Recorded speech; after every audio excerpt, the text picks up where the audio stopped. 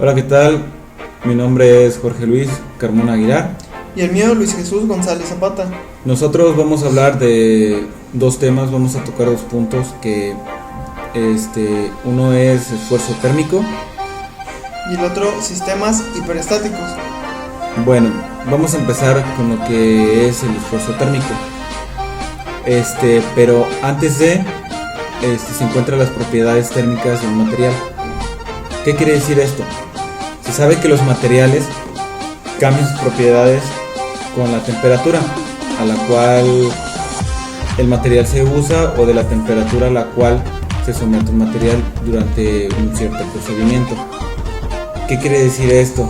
Que cuando un material se somete a un procedimiento de temperatura, el material se va a contraer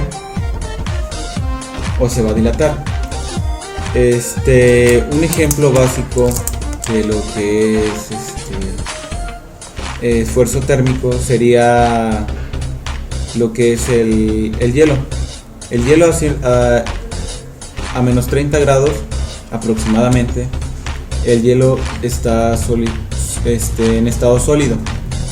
Si se somete a una cierta temperatura de menos 30 grados, de 30 grados o menos 10 grados, el hielo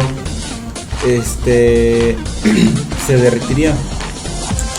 Entonces, eso sería un ejemplo de lo que es el esfuerzo térmico. Otro ejemplo muy básico, común, sería el plástico. El plástico, cuando se somete a una temperatura alta, ya sea 40 grados, como a 60 80 grados, el plástico se va a derretir.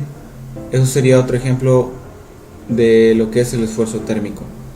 Ahora, ¿qué es el esfuerzo térmico de tensión o comprensión?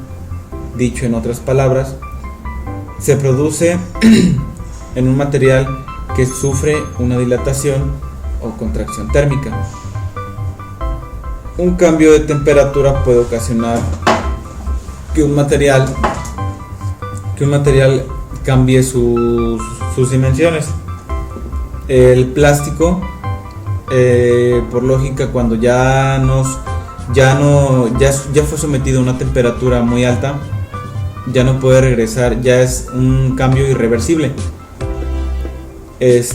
Así como nos dice, si la temperatura aumenta, generalmente un material se dilata, mientras que si la temperatura disminuye, un material se contrae.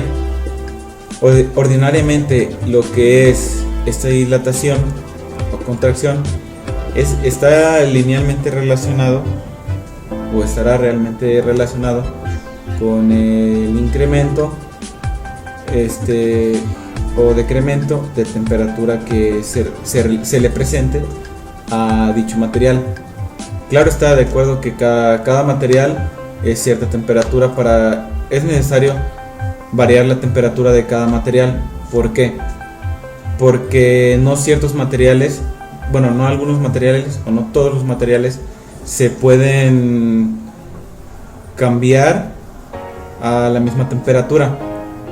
Claro está que en el ejemplo del hielo, en la temperatura, a los dos se derriten a una temperatura alta. Pero el pequeño cambio de esos materiales sería, o la diferencia de esos materiales, es que no puede el plástico regresar a su mismo estado del que se fue antes de empezar el procedimiento. El hielo sí, sin embargo el hielo sí. El hielo puede volver a regresar a su estado normal,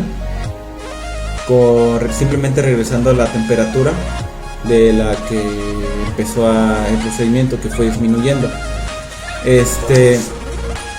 Otro concepto de lo que es un esfuerzo térmico,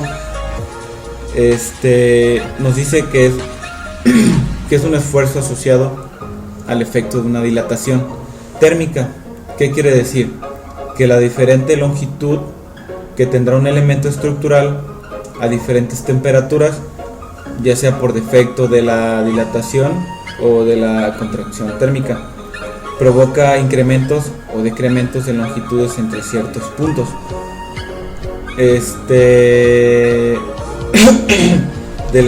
Dado que estos puntos están unidos a elementos estructurales, el efecto de esta deformación debe ser asumido por los elementos en contacto, que en este caso sería lo de la temperatura y con el elemento dilatado, por lo que se producirán fuerzas adicionales en esos elementos por efecto térmico.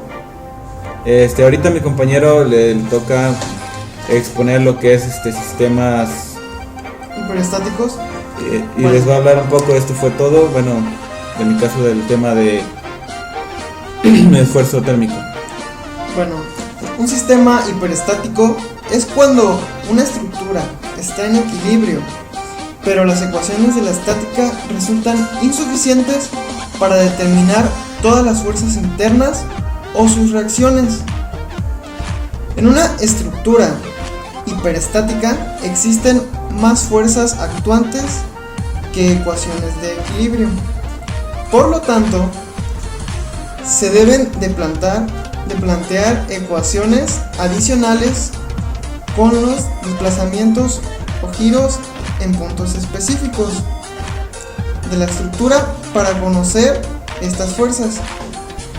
Bueno, los sistemas hiperestáticos se subdividen en dos categorías: estructuras exteriormente hiperestáticas y estructuras interiormente hiperestáticas. Las exteriormente hiperestáticas son si las ecuaciones de la estática no son suficientes para determinar los esfuerzos interiores de la misma. Y las estructuras interiormente hiperestáticas es si las ecuaciones de la estática no son suficientes para determinar las fuerzas de reacción de la estructura al suelo o a otra estructura. Que una estructura hiperestática es aquella que necesita más elementos para mantenerse estable. La supresión de uno de ellos nos conduce al colapso, pero modifica sus condiciones de funcionamiento estático, también llamado estructura estáticamente indeterminada. Además de las cargas, ¿qué más puede afectar una estructura o sistema hiperestático? Al presentarse un cambio de temperatura en un elemento, éste experimentará una deformación axial, denominada deformación térmica. Por ejemplo, el marco de una portería de fútbol. Si tú le cortaras una de las bases, no se caerá. Esto quiere decir que existen reacciones en una de las bases que suple a las que se tenían en el otro apoyo, para que la estructura no se deslice o gire.